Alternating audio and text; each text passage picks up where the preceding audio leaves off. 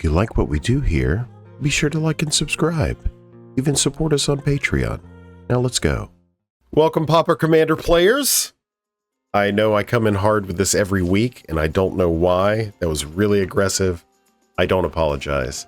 Today, it's about damn time, and I know I say that a lot recently too, but also like the winners that we've been having lately, really, it's about damn time. They've been in the game for a while, and this guy is no exception.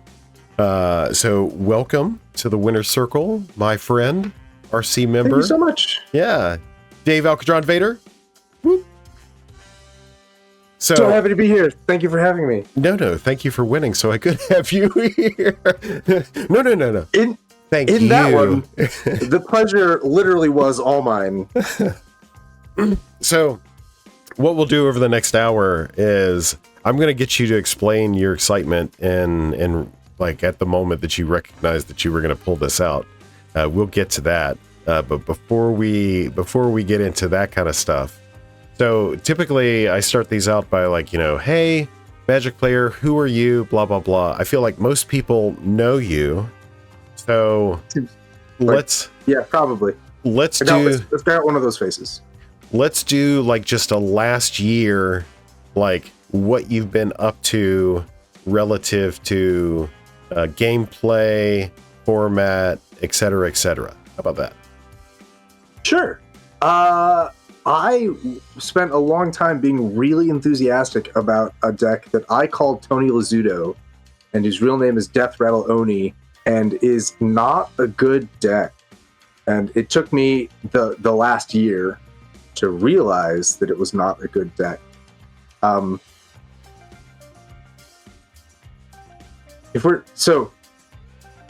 gonna wholeheartedly agree with your premise here. I think that a lot of people do know me.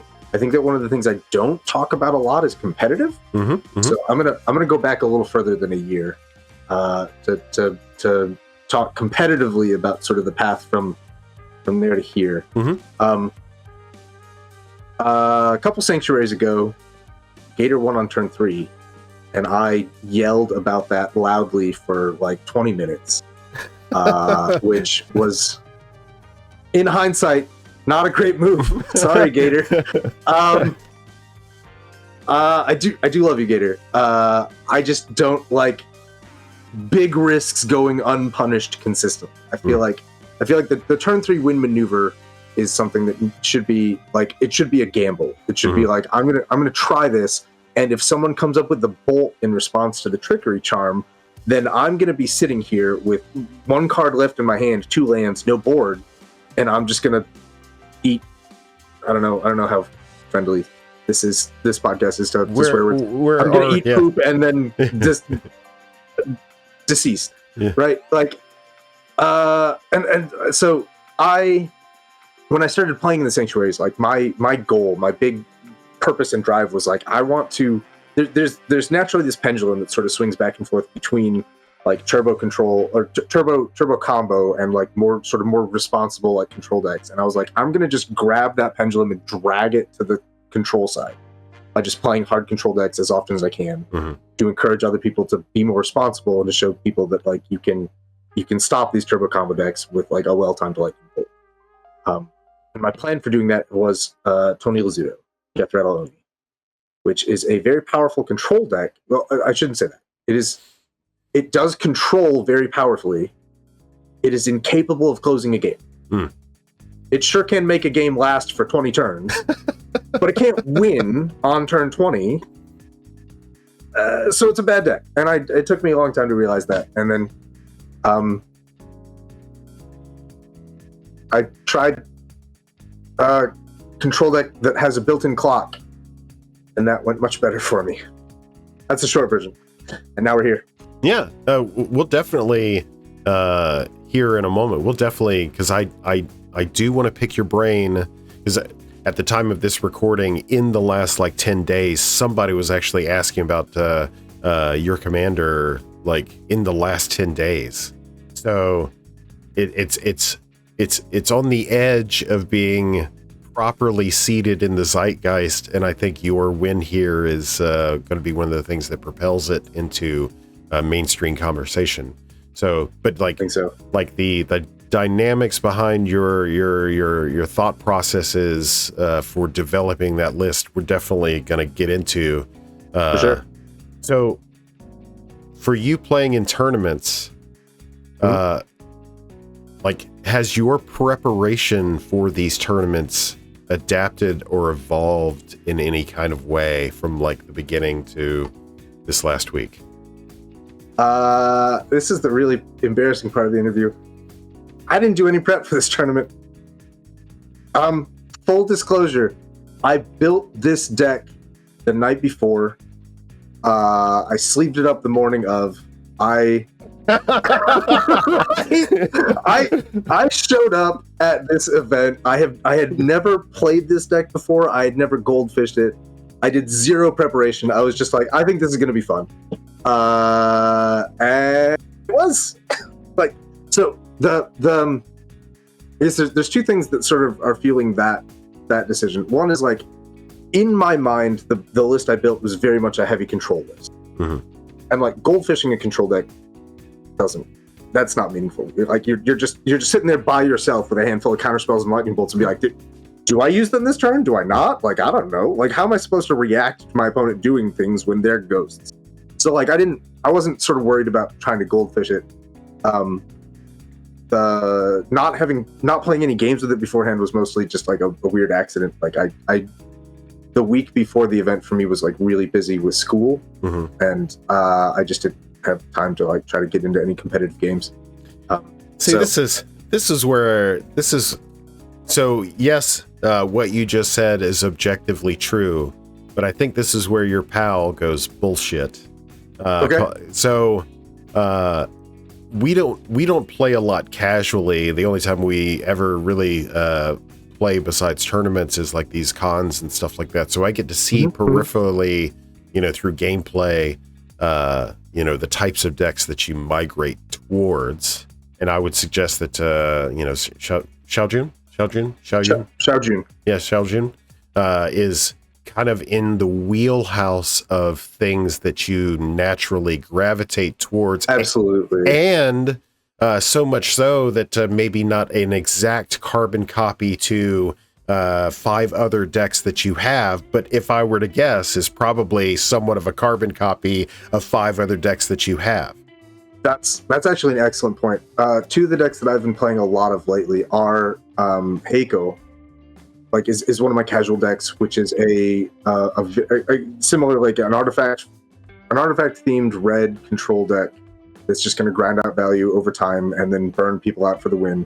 And Shoreline Looter, which is a blue.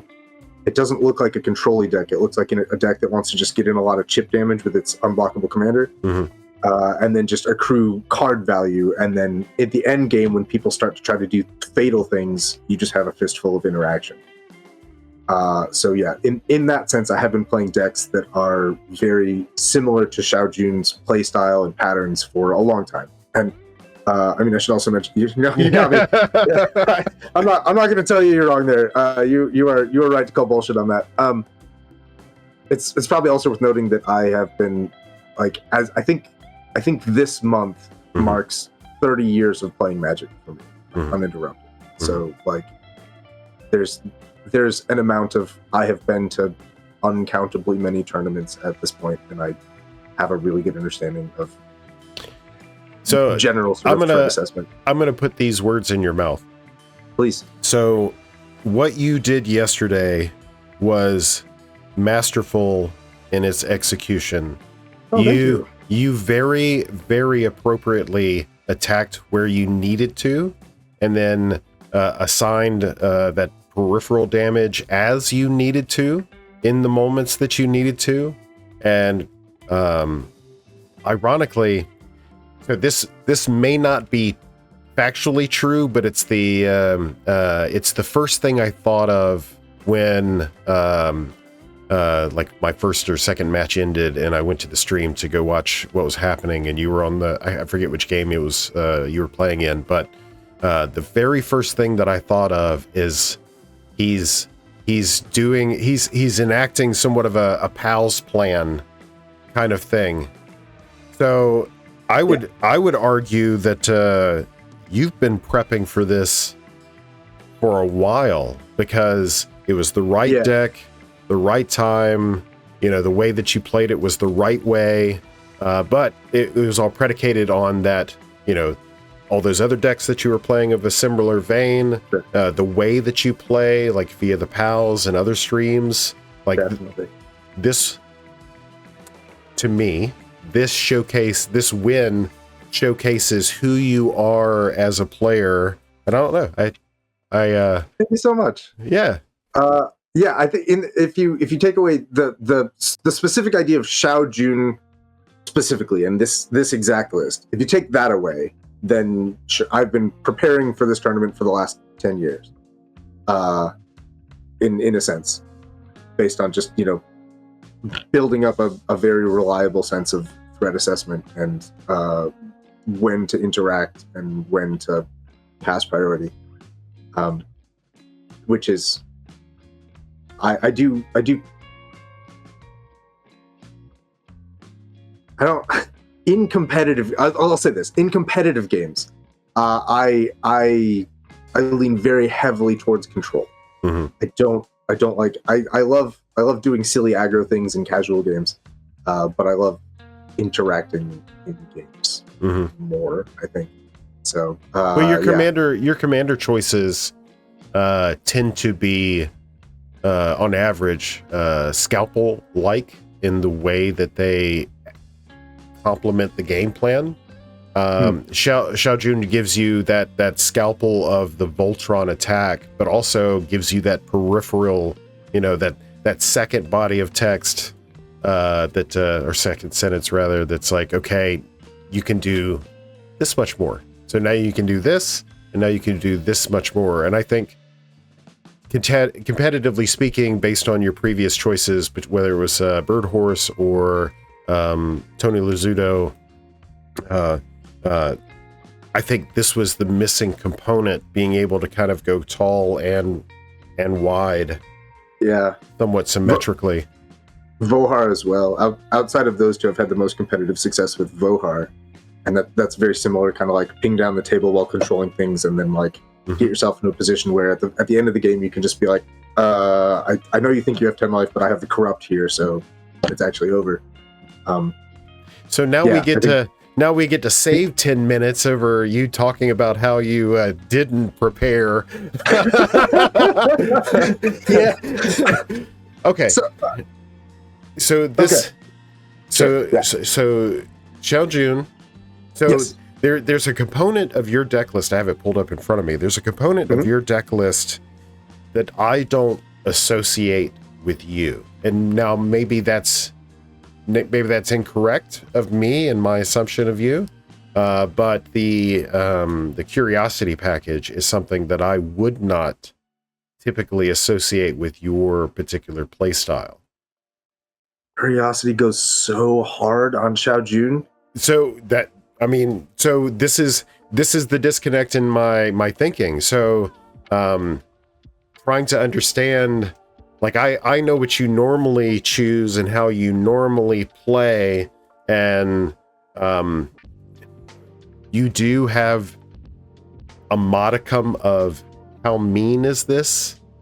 You think about these things as you're doing them, and it feels like this inclusion of the curiosity spells. So that's Ophidian Eye, Sigil of Sleep, and Tandem Lookout. Those are the three. Those are very mean. Well, Sigil is extremely mean. Sigil, if you resolve Sigil on Xiao Jun, then no one else gets to have non-hexproof creatures ever again for the rest of the game, and that's wildly oppressive. If you resolve, Curiosity, then you just get to draw 7 cards a turn, which is good. The Curiosity doesn't feel mean to me. It feels like Ristic draws you 7 cards a turn in a way that everyone hates. Yeah.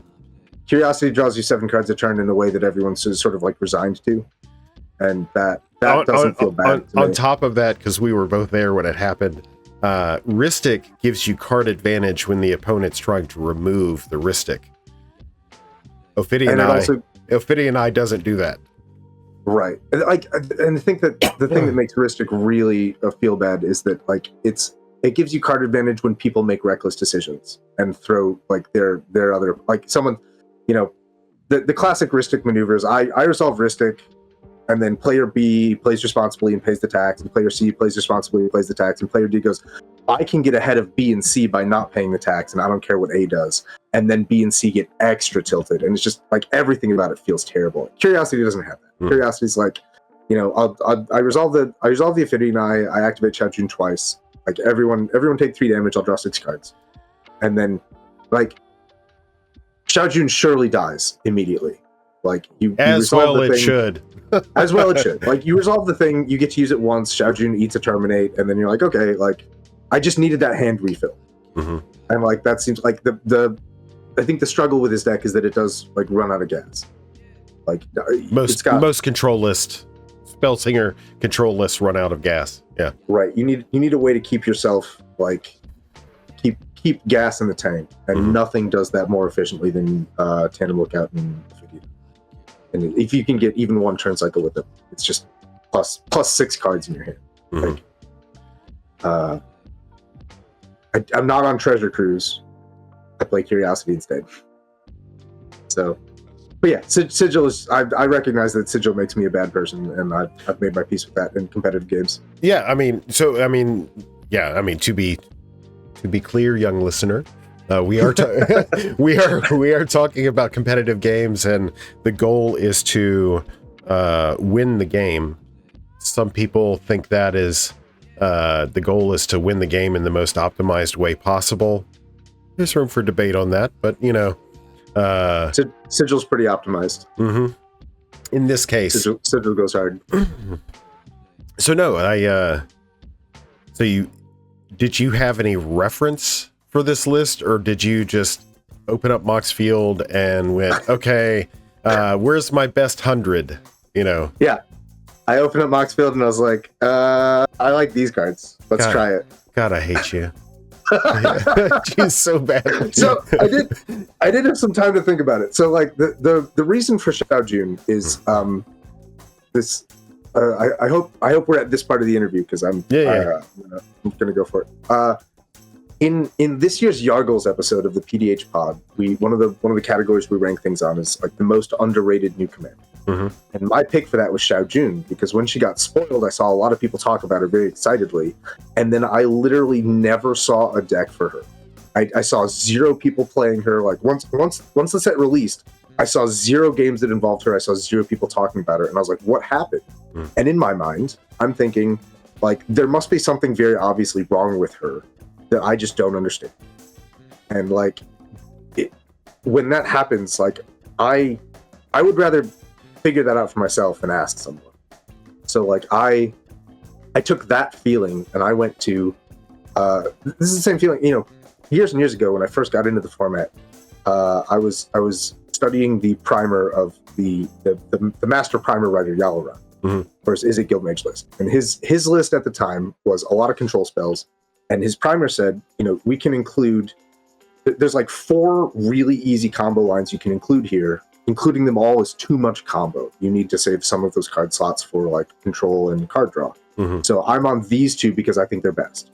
And at the time, the primer didn't explain why. And so I was like, I need to understand why. And I'm not just going to ask him. I'm going to build the deck with the other 2, see how it plays, and then I'm going to switch it around, see which ones go well, and then make an informed decision. And probably I land in the same place that Yalaran did because he's wildly smart.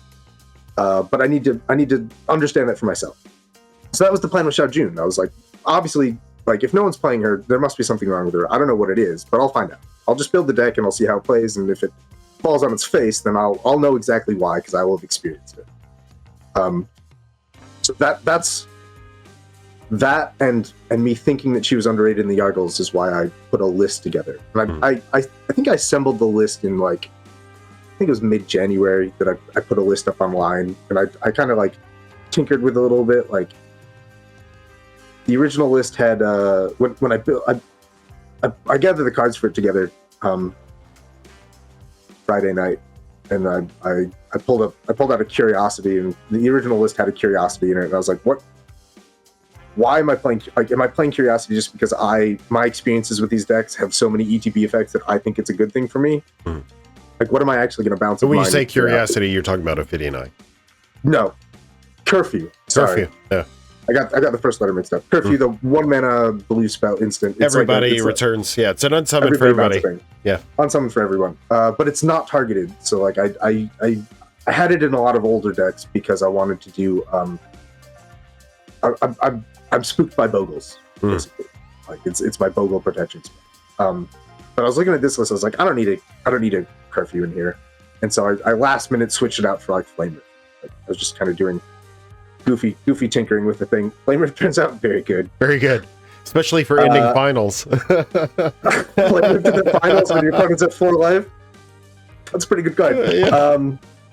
The idea has been bouncing around my head since January-ish, and then I threw the list together and decided to take it for a whirl, and it put out. So what do you think about, I'm going to put you somewhat on the spot with this. So even during the tournament, I heard certain players talk about like, well, the decks you expect to see winning are the ones that you'd expect to see winning, that sort of thing. And that's some of that veiled, optimized discussion talk. How do you, did you have any sort of building considerations around those particular ideas, or? I'm scared shitless of Hollow Marauder. Mm-hmm. Like the reason Trinket Mage is in the deck is so that I can find a Relic of Virginitas, and I have Relic and I have Tormod's Crypt, and I was this close to putting in Felden's Cane as well. I am terrified of that deck. So I was like all of the other I built it as a control deck. So like all of the other like common issue problems, I went into the building process prepared to solve. Like I got Lightning Bolts, I got Pirate Spellbombs, I got Aether Spellbombs. Like if you're gonna try to resolve a Freed from the Real on your mana idiot, like I'm ready for that. Like I can't deal with Hollow Marauder. I already struggle to keep cards in my hand. If you're taking them away from me, I'll just lose. So like that was the big consideration. Like how do I beat this deck? And like Relic, Crypt, and Trinket Mage was the best I could come up with. And then I just never squared up against a Hollow Marauder. I don't think there was a Hollow Marauder in the tournament. There was one. There was one. I just dodged the bullet, I guess. I actually had a little bit of a call with Pitswan this morning.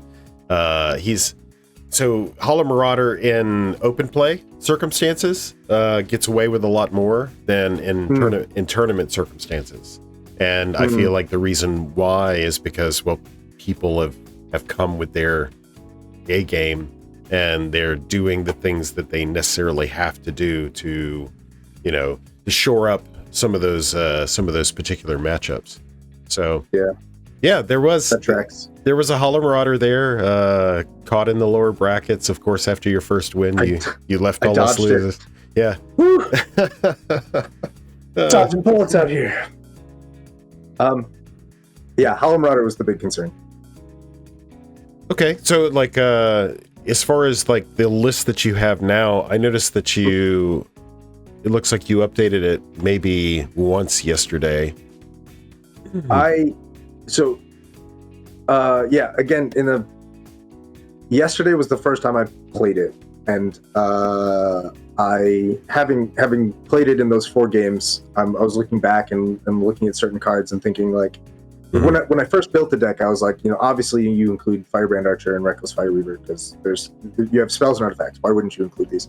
And then looking back into like, I never drew any of them. Like there's sort of 4 cards in that category: the Fireweaver, the Artillerist, the Firebrand Archer. You've got them in Cut Me. Yes. So that was the update I did. Is I moved them to the category Cut Me because I was thinking like, what could they have accomplished if I had drawn them? And I kind of like. Sometimes they're outstanding cards, but like in the games I was playing, the way that I was playing them, hitting them early means they have the potential for a lot of damage, which means you become the primary target. Hitting them late means they do nothing. And I was like, I don't want either of those things. I want to slow roll these games with just chip damage from Xiaojun. I don't want to like double that chip damage within an artillerist before trying to play a bunch of like treasures. So like that was the thing. I also like I needed to find like the thing that I struggled with more than I thought I would was hitting land drops. In the finals, I kind of got stuck on 4 for a little while when I really wanted to have 5. And in round 3, I was stuck on 2 for a while. And so I was trying to find what other cards can I add to this to make the land drops more smooth and like the color balance more smooth. So I was looking for cuts for, Ecologist Terrarium and like other sort of drawish spells, and landed on the pingers. So aren't you're already like right now before cutting the 4 pingers, you're at 14 creatures. Are you worried at all about like edicts or anything like that? I don't mind recasting Xiaojun. She's cheap. Okay. That's an answer. Yeah. I mean, like sometimes I'll just have the Trinket Mage and like that's fine. Like I don't love Trinket Mage. That's what a great tool to just yeet into my graveyard. Or like a Frogmite is in there because I know that edicts are a thing. Coastal Bulwark. Like I have some bodies. Hard Evidence. Not included in the creature count, but something I would love to sack. Like so yeah, there's plenty of things that I am happy to get rid of. But I mean, if someone edicts the Xiaojun specifically, like I'll deal with it. That's not meaningfully different from me than someone heated debating Xiaojun. I can't disagree with that. I'm sitting here thinking about like, so if somebody was to pick this up now, I've already indicated to you that in the last like 10 days or so, somebody was interested in putting this list together. There's a high degree of likelihood that they and others who are interested in this. You're on camera. Happy birthday! Clay says happy birthday. So there's a high degree of likelihood that, just keep it going. There's a high degree of likelihood that, somebody else is going to pick this up and start working. I hope so. In this list. Now, which part of this list is Dave cards, and which part of this list is like necessary cards? And then you see where I'm going with this? Yeah, that's a great question. I think the thing that I love about Xiaojun is that you can pull her in a lot of different directions. If you like, I heard a lot of people in the tournament yesterday talking about how, this was the aggro deck or like one of the aggro decks at the table, and like I can see where that kind of comes from, but like I've built it very strongly to be just a control deck. Like I wanted to go all in on the lightning bolts and the boomerangs and the echoing truths and like the all of that. I wanted to solve problems. I didn't want to be the problem. You can absolutely build her to be a problem. Like boots of speed, bone splitter, like more equipment, brass knuckles. She goes very hard with brass knuckles, especially combined with the Beamtown bead sticks and gold vein picks. You can just go harder on that, and then brass knuckles is making 2 treasures, and the damage adds up so fast. But then you're the problem, and the removal spells are headed for your face. That is not the situation I wanted to be in. I wanted everyone else to be the problem that I was helping solve, which encouraged other people to like not spend resources on slowing me down, and then try to close the games once resources were dwindling. This is perfect because quite often when I talk to players, so there's a segment of the community that believes that you can make an optimized list, and then if you optimize the list, any player should be able to pick up that list and have a similar experience playing that list.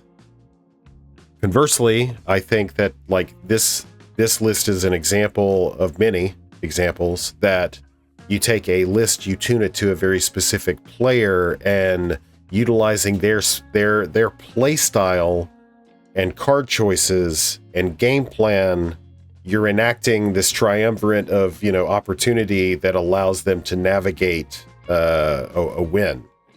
So the reason why I asked you the question about like, are there Dave cards in here, that sort of thing, I'm trying to get at the meat of like how tailored this list is to you.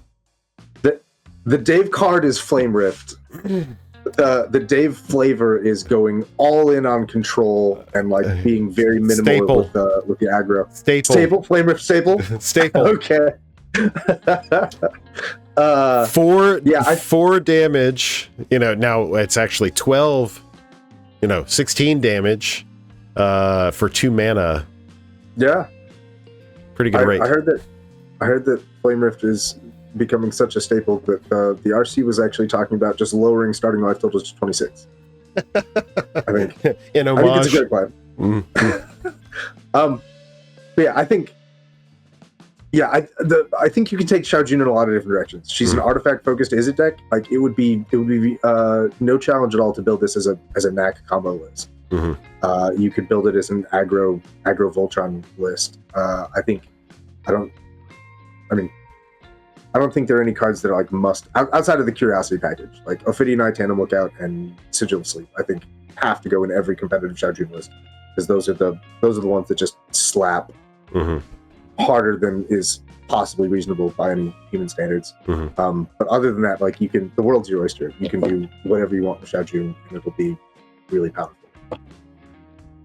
No, I definitely agree with that. I mean, your experience with this list notwithstanding, my lack of experience, you mean? Yes. Well, I heard the implications there. So, I mean, to that, what I'm about to say is still true because I firmly believe the most important thing that a player can do with their respective list is find comfort in the construction of the 99 they're presenting. So if you have confidence and comfort into that presentation, in playing, you're going to do well. Are you going to perform at the absolute pinnacle? Who knows? But you're going to at least be a leg up because of your comfort in knowing how the cards work and all of that. Absolutely. And this is why I gravitate towards control lists in the competitive scene, because I know that when I step into the competitive arena, there's going to be a lot of problems. And I like me feeling confident in my 99 means like having answers in hand. Like I want the lightning bolt to be there and ready to deploy when someone puts a freed from the reel onto the stack. I don't want to have to rely on like racing the combo with gut or like racing someone's combo with my other combo. Like I want people to fight over the combo so that I can come in and just end the fight. That is my comfort zone in the competitive sphere. So what would be your mulliganing strategy? Most of my mulligans were land based, but there was one mulligan where I think it was in my third round, the round that I lost actually. I opened up a hand that had I was staring down. My third round was Jonathan on Turbo Dargo Cascade, and a Bilbo deck that I had no idea what to expect from. I loved that deck, by the way; it was amazing. And then the third deck was Heartfire Hero Turbo Aggro. So I was staring down a Turbo Combo deck and a Turbo Aggro deck, and I picked up a hand that had a couple lands in it, but like no deployable interaction. Like the only interaction was a boomerang, but I didn't have the 2 islands. I had like a Tokasia's dig site and an island, and I was like, this is not gonna work. Like I need to bury this, and I mulliganed into even fewer lands and didn't want to risk getting fewer cards than that. So I kept what I had and punted badly. But yeah, I wanted to mulligan for deployable answers early. I wasn't really looking for deployable threats early. Like I didn't. There were games where I accidentally had very aggressive draws in the first few turns. Like turn one. What's the turn one Goldvein pick or not Goldvein pick? What's the 1-mana one? Sticky Fingers. Boomtown. Boomtown, yeah. Yeah, the beat stick, yeah. So like turn 1 beat stick, and to turn 2 like another piece of equipment, and then turn 3 Xiao Jun. and it's like you're already online with the 2 equipment to ready to go. Like that's not what I was looking for. That was just like a happy accident that I felt was good to keep. I was looking for like, you know, lightning bolts and boomerangs that I could deploy early enough that I could stop. Like if someone lucked into the, you know, the turn 4 combo turn, I was ready for it. Lucked. It's never luck. It's all skill. Well, as a dirty, nasty combo player, sometimes, depending on the combo deck that I'm playing, the hand that I keep has the pieces. Yeah. Yeah. Yep. That's why you mulligan, kids. Right. So like someone at that table is going to mulligan into a really good hand. That's a very early threat, which means you, the Xiaojun control player, need to mulligan into the hand that can stop that threat. Yeah, and every single... So you've got 27 artifacts listed, you know, like for the list, but then you've got like Unexpected Windfall, Big Score, even, what was the thing you said earlier? It was the clue, Crab Clue? Oh, yeah. Craven Inspector. Yeah. Even that card is a spell that converts to artifact count. Deduce was huge in the event. There was a couple of deduces that made the clue and drew a card. Nice, and you have the later card selection off of the investigate as well. Yeah. So you don't have to tap a clue to sacrifice it. You can tap it to Xiaojun and then still sacrifice it for a card. Ooh, there's that card that was mentioned. Derek had mentioned you had played a Coastal Bulwark. Yeah. So tell me about Coastal Bulwark. It's a body that blocks really well. In the finals, I played it I played the Coastal Bulwark turn 2, I think, and Aaron was right beside me in turn order, and he came out swinging very early with the harried spear guard and the skeletons off gut, and like none of them went at me because he didn't want to lose skeletons to this Coastal Bulwark. Like they all went other places, and so it's an incredible like threat deterrent.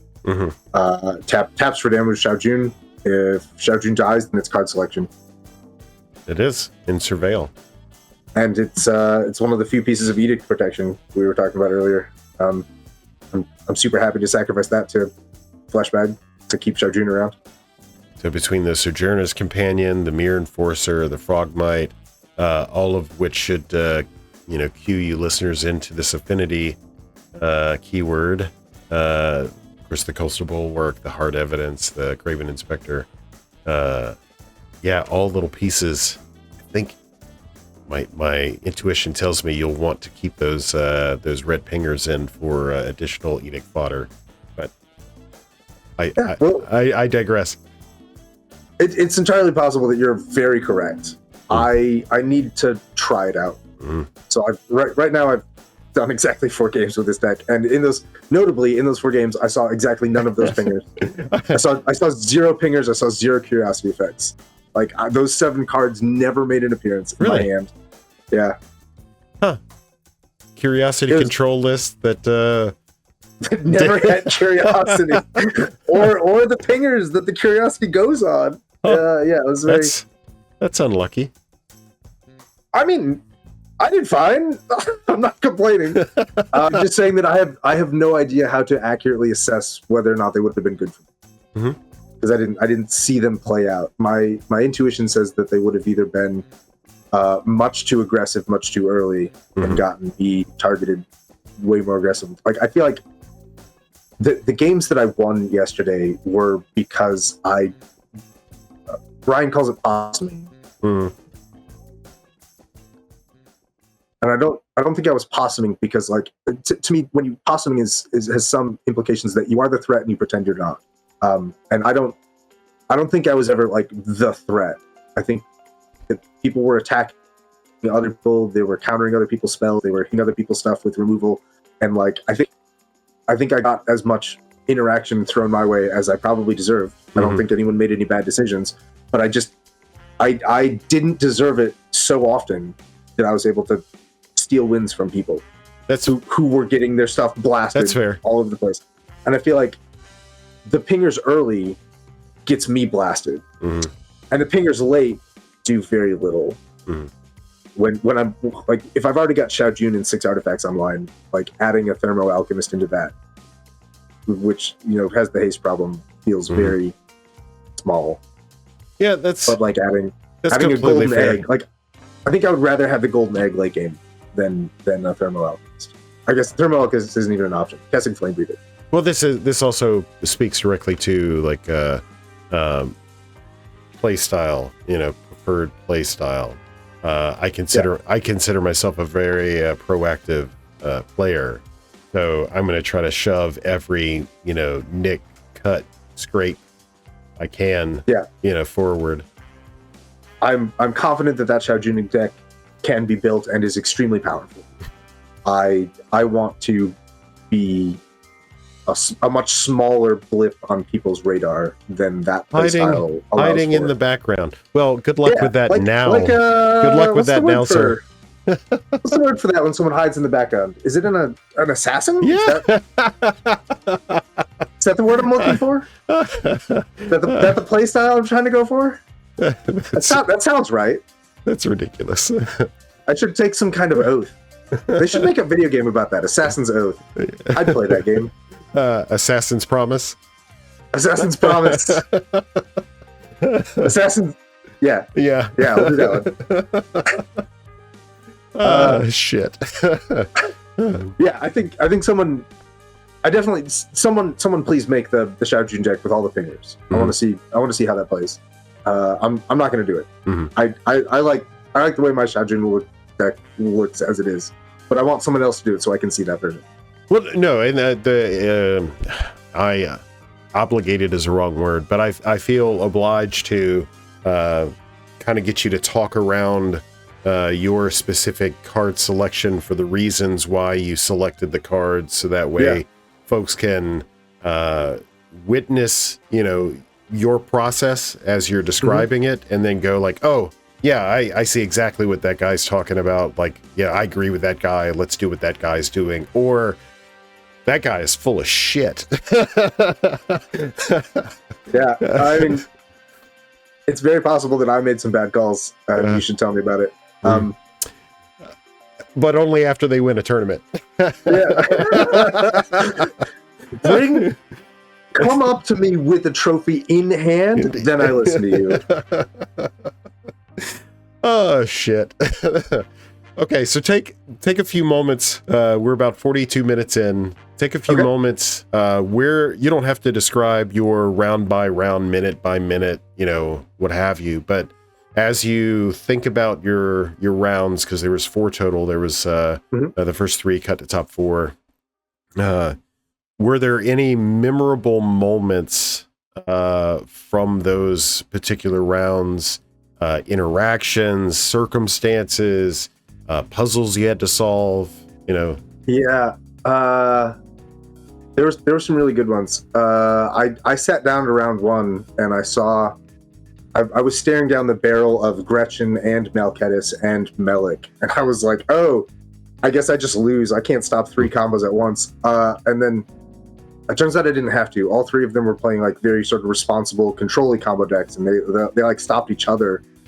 And then they were so busy stopping each other that I just got to ping the table constantly. And like the people didn't kill Xiao Jun until it was much too late. And by then there was like they'd killed everything else so thoroughly that I could just sort of sweep up what was left.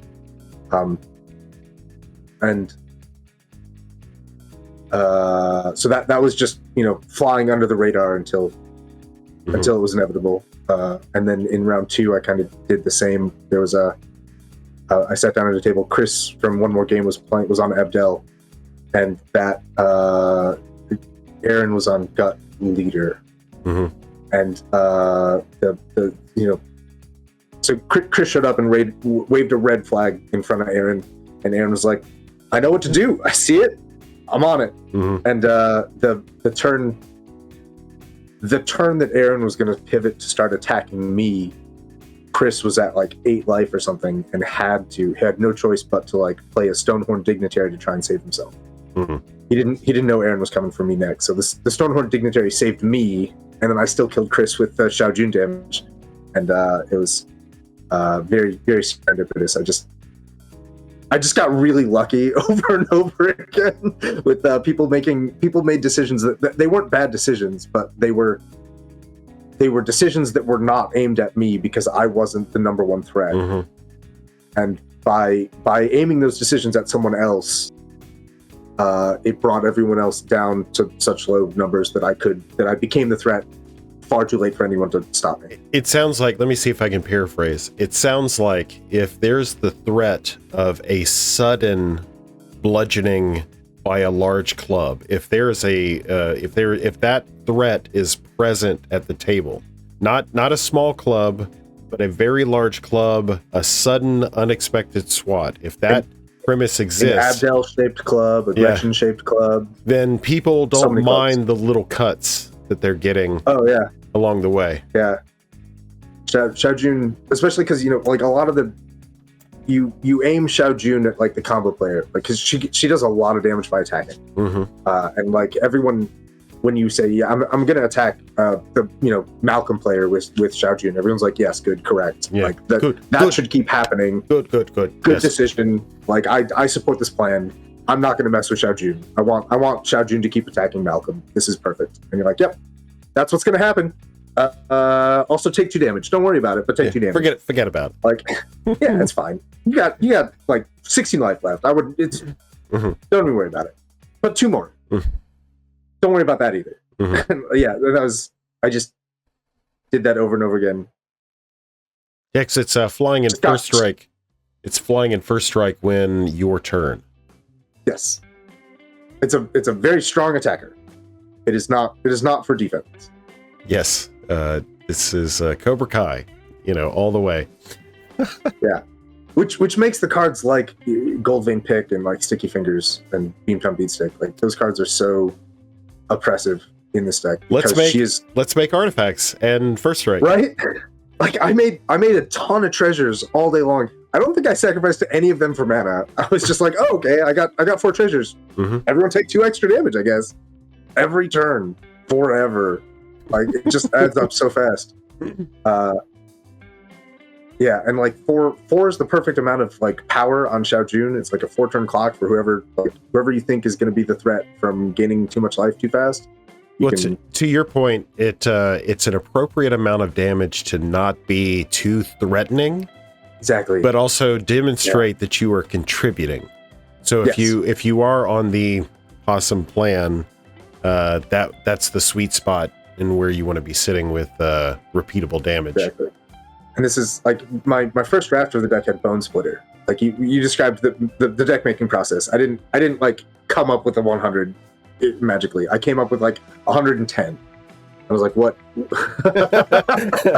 Yeah, I was like, what do I want this deck to be doing? What am I worried about happening to the deck? And Bone Splitter is one of the cards that I liked for the deck, but then it made a cut. And like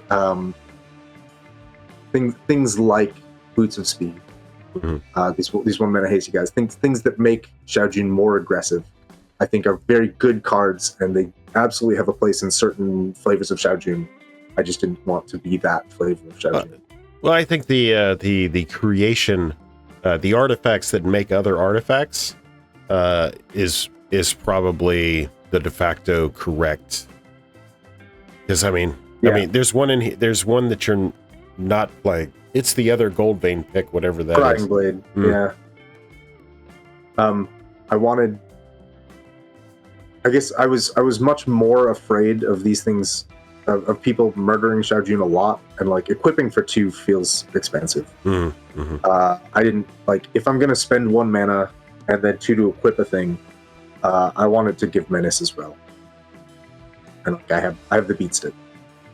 Oh yeah. Like Menace feels really, really good on Xiao Jun. So like the Beat Stick and Sticky Fingers are remarkable. The Gold Vein Pick is in there because it's 1 to equip and it gives a toughness boost. And like the Prying Blade just doesn't do any of those 3 things. It doesn't boost toughness. It doesn't give menace. Cost 2 to equip. Like that was sort of like 1 small step too far when I could have another Echoing Truth or another Into the Royal, Boomerang, Lightning Bolt, Galvanic Blast, something else in that slot. Yeah, to solve the problem. Your choice of leather armor and stealth suit are definitely in the vein of like, okay, let's protect to a degree. Yeah, well, leather armor won me my second game against Aaron. He was at a low enough life total that on my turn I needed to connect with Xiao Jun to close the game, and he was digging for an answer, and he came up with Thunderclap, which is 3 damage, and like leather armor was right there, so Xiao Jun had 4 toughness. It's like, yes, good. I feel really comfortable about this. So yeah, I think I love leather armor. I love that leather armor is tutorable with trinket mage. Yeah, I don't know if I would ever do it. Like I feel like trinket mage has a lot of better targets. But like it's there if you're staring down a whole bunch of lightning bolts, which you might be. The last tournament had a Boros deck and 2 mono red decks in the. Although Zada notably doesn't, I don't think, play lightning bolt. I don't think. Possible. It's possible. Sure. But like the difference between 3 toughness and 4 toughness is enormous. Yeah. So it leaves heated debate in Scred as the only red-based stuff that potentially can touch it. Yeah. So anything in your 3rd game or your 4th game that was... The 3rd game I definitely punted. The 3rd game is the one where I tried to mulligan into a hand with more interaction and landed on a hand with fewer lands. And was scared to go down to 6, so I gambled on the lands and lost. And that was the game where, more than the other games, I think that I was not the threat because I was just really low on lands. But people thought I was the threat. People saw Xiao Jun doing things. And you won 2 games going into it. Right, like I was 2-0 on the Xiao Jun, and like I managed to get it in play, and I was like, I'll do things, and people were like, that stops immediately. I just never like came up with the mana to cast her a second time, and then just got beaten to death. And it was I deserved it. I definitely deserved to get beaten to death. So that was good. That was the game I got to see like Bilbo do Bilbo things, and I loved that Bilbo deck. That was so much fun to watch. Like him doing double strike on the fully ring evolved thing. That felt really good. I'm gonna take the pals gave me a Bilbo list a couple years ago, and I've been meaning to kind of play with it a little bit, and seeing that door come down, like that's the double strike Tunnel of Hate. Yeah. So I was like, maybe. Yeah, maybe it's time. The token generation super relevant. The pals gave me a competitive deck. Can you believe it? It's true. Pals play competitive Magic sometimes. Like with there not being like, yes, please attack me with a Howling Golem so I can choose not to block. Like when they're not doing that, they play really intense games. Even when they are doing that, they play intense games. It's Game 4 had this moment where the turn before I won, I drew Flame Rift. And I started laughing about it just because I thought it was funny. I was 1000% sure that I was going to get beat to death by a bunch of, like 18 power worth of Menace skeletons. I thought for sure it was over. But Aaron took his turn and sent all of the skeletons at Ginger. And I think that was because Ginger had the Mistblade Shinobi and the double strike thing online and was threat. Like if Ginger gets more turns, he can make this ninja unblockable and then bounce 2 tokens a turn with this ninja. So like in hindsight, I think that Aaron did make the right call there. I think me being worried about that attack was just sort of being fatalistic, and that like I think that Aaron made an incredibly wise decision to just murk Ginger because that gives him the best odds of winning the game. But he didn't know I had Flame Rift in hand because I thought it was just a stupid thing I was gonna mess around with to die. And then I won the tournament with Flame Rift, which is the most perfect maneuver I can possibly come up with to describe. There's irony the there playstyle. because the first gut lists produced by Aaron had Flame Rift Yeah, in the 99 or 98. yeah. I think he still has it in there. Mm-hmm. So no, I think what was critical, because as I was watching the finals, it's funny, my on Saturdays where I don't make the finals, which is most Saturdays, my wife is usually watching some show or something like that on TV, and I'm sitting there with my headphones on with my phone, sitting there watching the games. And I thought you guys did a really good job, because Aaron was out of control. Like Aaron, he was producing. I was so scared of him. He was producing skeletons. He was good old resource advantage, like a masterclass on showing what resource advantage looks like. That's not card advantage, because I know a lot of people talk about like blue draws cards. I mean, settle down. You got to be able to turn that. You got to convert, right?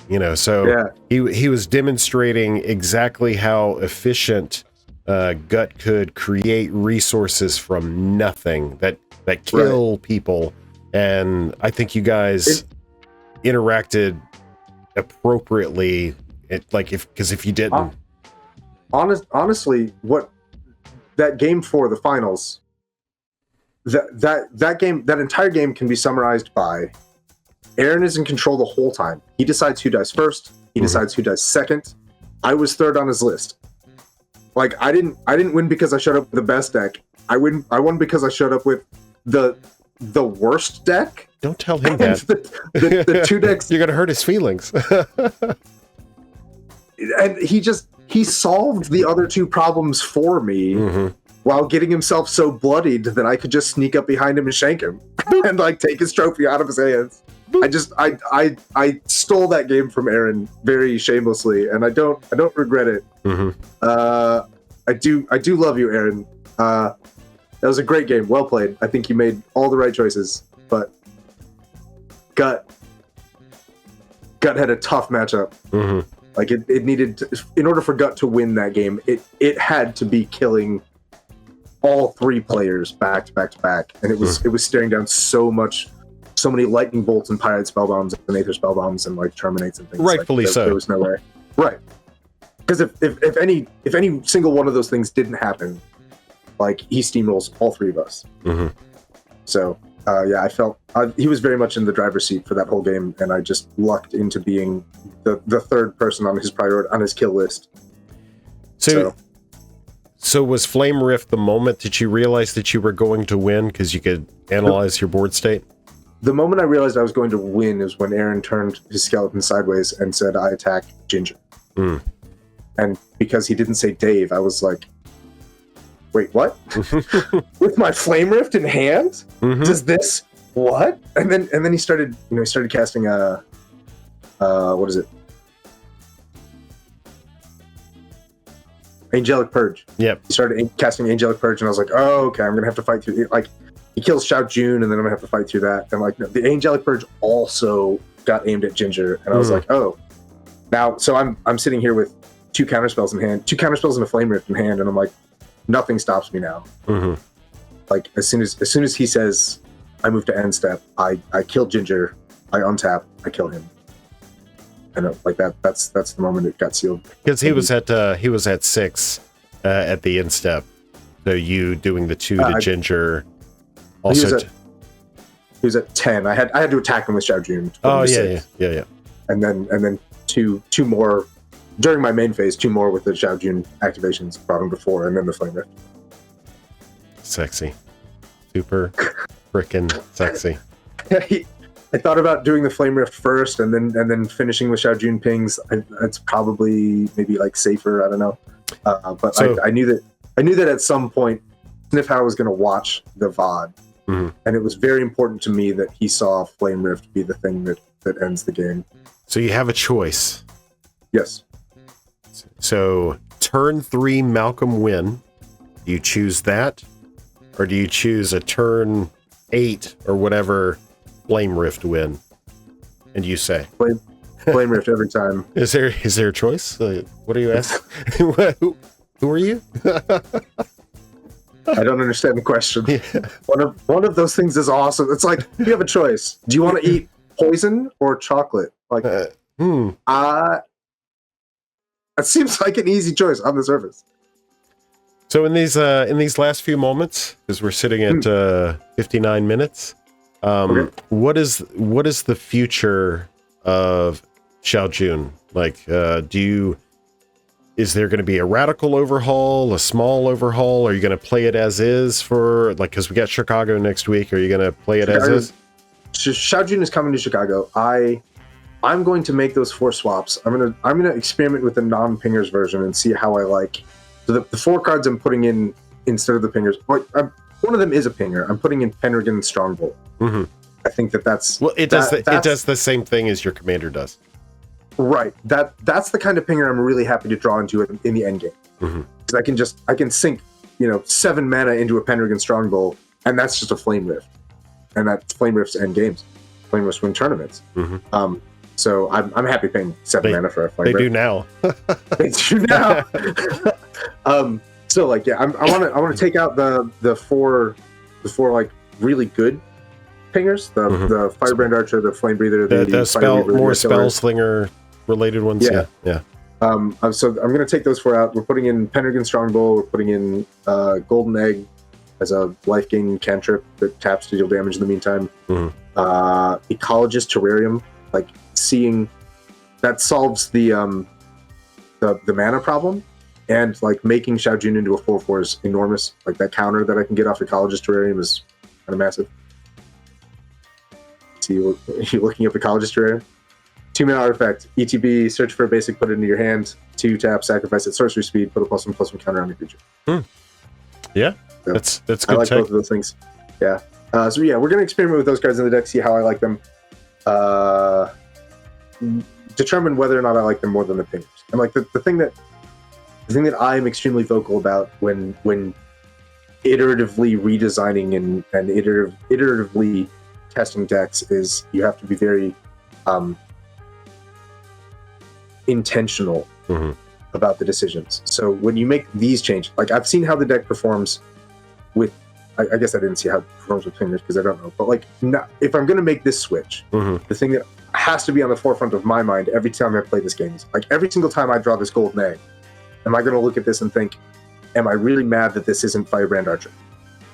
And like that's the thing you have to be really intentional and really mindful of, like to determine whether or not your swaps are good and meaningful and productive. So that's the near future of Xiao Jun. I don't know what the far future of Xiao Jun looks like. I think I want to keep her in very much in the control lane, but I'm like, hopefully this has sort of generated enough buzz that other people are going to experiment with her, because I think she deserves a lot more attention than she's been getting lately, and I'm really excited to see what that looks like and what other people do and how that plays. She seems like a powerhouse. Yeah, Ankylosaur won with that Boros Pinger deck last year. Lorehold Apprentice. Lorehold Apprentice, and it was kind of